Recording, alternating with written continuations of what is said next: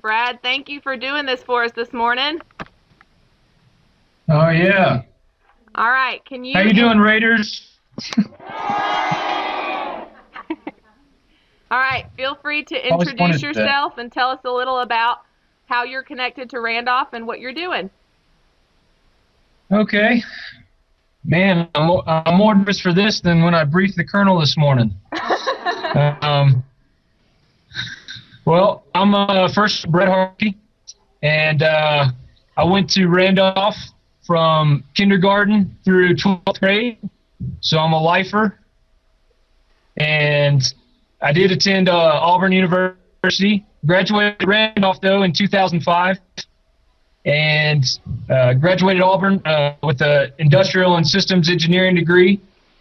Joined the Army, commissioned out of college, and have been in Afghanistan about four and a half months now.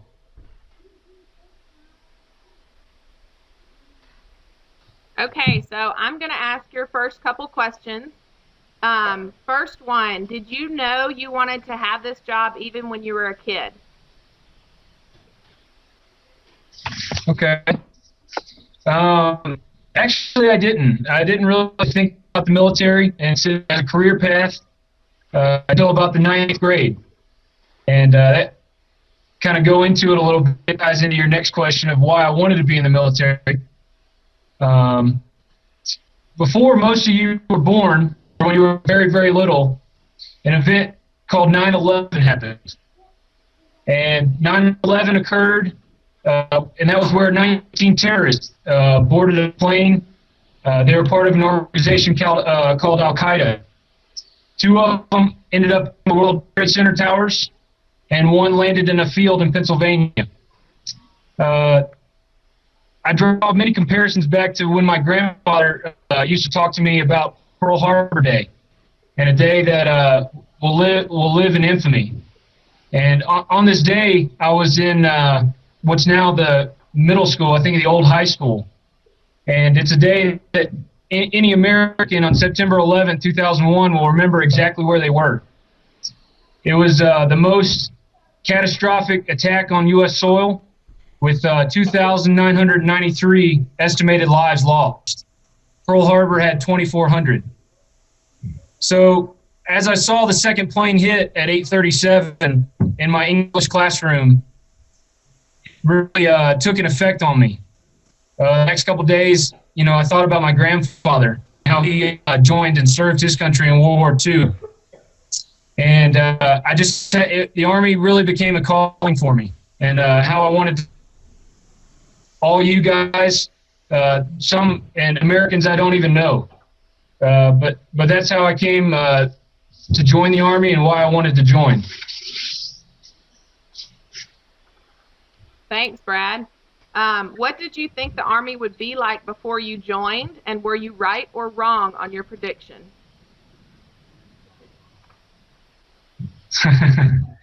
So, well, I grew up in a military family. My father served for 33 years, both active duty and the National Guard. So I knew that the Army was going to be tough, strict, and very disciplined. It's a little bit different when your parents tell you to clean your room and you kind of don't do it, and then when the Army tells you to clean your room and you better do it. But it was good knowing those the toughness and the strictness going in. So I wasn't shocked by it. A lot of people are. It's a culture shock for them. They're not used to being told what to do all the time. What I didn't know is I didn't know how much school the Army was prepared to send me to. The Army sent me to a lot of school, more school than probably I wanted to go to. I thought I was done when I was, done with high school and college, but the Army keeps sending me to school. But it's been good. Well, good. All right, so go ahead and tell your name. Wait. My name is Martha, and I have a question. What is your job in the Army? Okay. Well, I've had a couple jobs in the Army so far.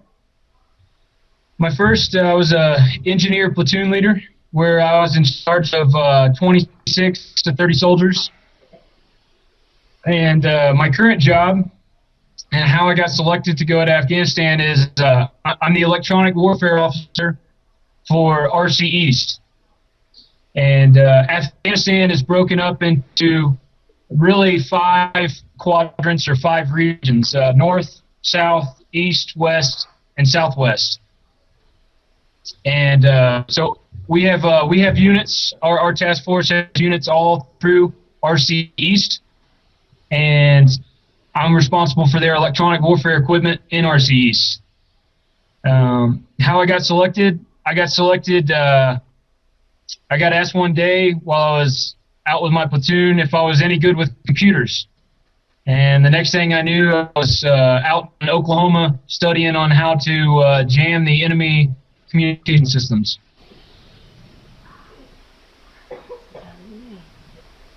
My name is Lydia, and my question is, do you ever feel scared? Well, I'll tell you, there's really been twice that I've been scared in Afghanistan in the 4 months we've been here. The first time was the very first night we arrived. We were in tents, and it was around 2:30 in the morning, and all of a sudden the air raid sirens went off, signaling incoming mortars. But for some reason the siren stopped roughly 30 seconds to a minute in it, and so everybody kind of remained on their cot, nothing. But then about 2 minutes later, there were a bunch of booms, rockets and mortars were coming in on the base. And so that was a eye-opening experience. Everybody got out of their cot and started running for the bunkers. The second time, I think it was a month ago, I was on a convoy, and we came up to a suspected IED, and I dismounted to pull security. And I looked around the other side of the vehicle, and I thought I saw a command wire, which is the wire that leads up to a IED. And so when I saw this wire-looking object, I got pretty frightened, as you can imagine. I thought I was in what they call the kill zone. And when I looked off to, I guess, behind me, there was 2 individuals on top of a rooftop watching our convoy as we were rolling by. So then I get even more scared. Heart started pumping. And luckily, me and the sergeant who was in the vehicle went around the other side, saw what the wire was. The wire was actually cassette tape. And if you, on the roads in America, they mark the edges of the roads with yellow or white lines. Well, in Afghanistan, they mark the roads with cassette tape, because at night, the headlights on the cars, it reflects off it. So that's how they don't off the roads. But we didn't know this, and that kind of scared me a little bit. My name is Meryl, and my question is, how many people are serving in your unit?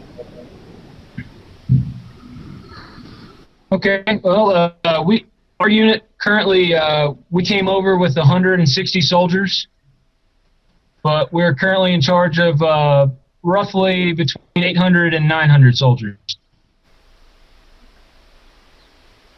How many times a day do you train? Well, we did about 4 straight months of training before we got over to Afghanistan, and once we got here, we work at a pretty constant pace. I think every section has a soldier on duty 24 hours, and I know most of the guys I work with, we work about 10 to 12 hours a day, well, on the light days.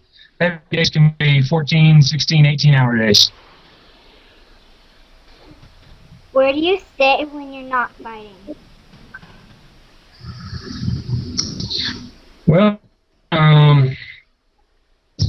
either I was going to say my bed. No, I'm either, in my office doing mission planning for the missions that are coming up. If any units need any equipment, trying to find out any of their needs. Or like I said, yeah, if I'm not working, I'm pretty much in my bunk trying to catch as much sleep as I can.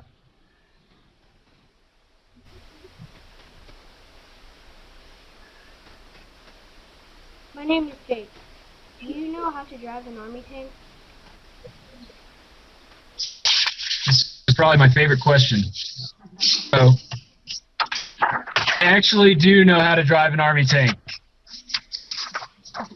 Most engineers don't, but again, the Army sent me to a school up in New York at West Point for a summer, and it was a 6-week course, and the last week they took us down to Kentucky, and we learned how to drive tanks and shoot tanks.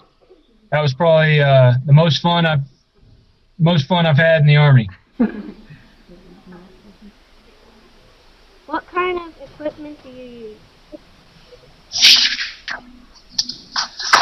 So there's too much to name, but I can tell you. I weigh about 155 pounds, and I can tell you with all my gear, full battle rattle, I go from 155 to about 230, 240 with all the stuff on.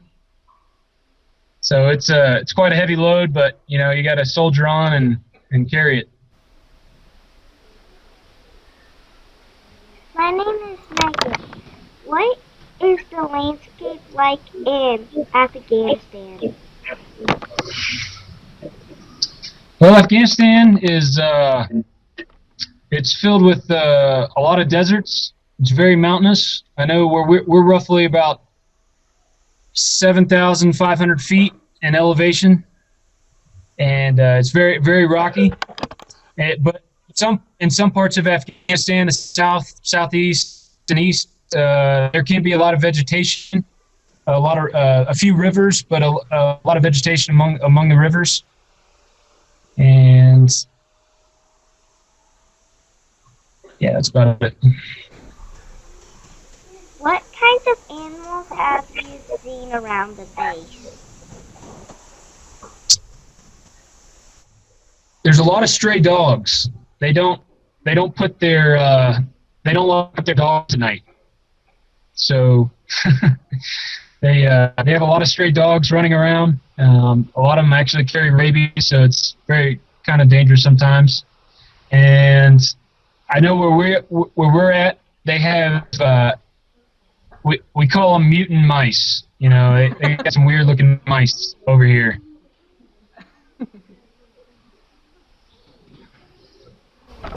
My name is Sydney Clary, and I have a question. What is your feeling about doing such incredible things in our country? Well, it's pretty humbling to be part of a team that's trying to make the world a safer place, America a safer place, and you take each day as it comes, and you're thankful for your battle buddy to your left and your right, and it's we do it because we love each and every one of you guys. We just want y'all to be safe. My name is Frederick, and my question is: Have you tried different foods in Afghanistan? I have. I think my favorite food is what's called naan, and that's Afghani bread. And the bread is it's like a pita or quesadilla, but it's very sweet.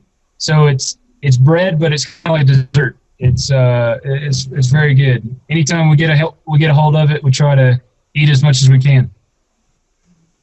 Where do you eat? Most of the time, I eat at the DFAC or the chow hall. They have okay food. And then whenever we're on mission, we eat what's called a meal ready to go. It's in a box, and those aren't so good, but you gotta eat them. All right. What foods do you miss from home? I know you were excited about when your mom sent you a 22-pack of Mountain Dew the other day. So we want to know what foods you miss from home. Right here. I could always have some more Mountain Dew. There's not enough Mountain Dew to go around. No, I think I just got married in March of this year, and so I do miss my wife's home cooked meals. I think I'd probably get in trouble if I didn't say that. This is being recorded, by the way. But I do miss the all favorites of Taco Bell and Burger King. We don't have Burger King or McDonald's over here, and so I'm looking forward to both of those when I get back. Okay, and how do you and the other soldiers celebrate Thanksgiving, Christmas? We'd love to know what you ate for Thanksgiving and what you're planning to eat for Christmas. Okay, well, we just celebrated Thanksgiving, and we had turkey, but we also had lamb. We had a lamb. That was really good. I think the most notable thing on Thanksgiving was we had a 60 to 75 foot cake. It was quite amazing. It was the longest cake I've ever seen in my life, and we probably had about 20 feet left of it yesterday.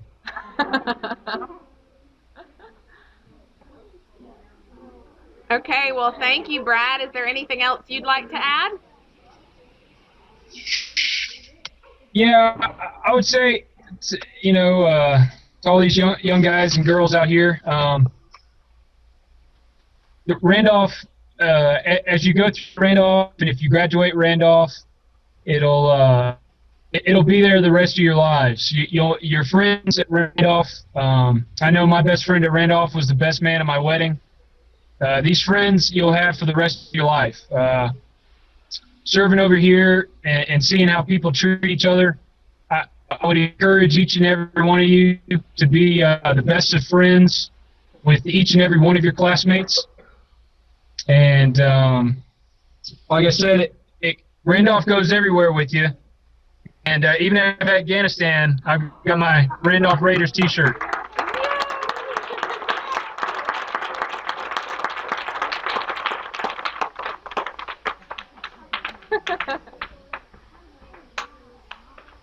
That's awesome. Thank you, Brad, so much.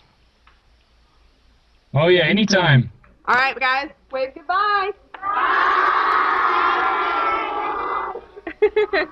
I'll see you.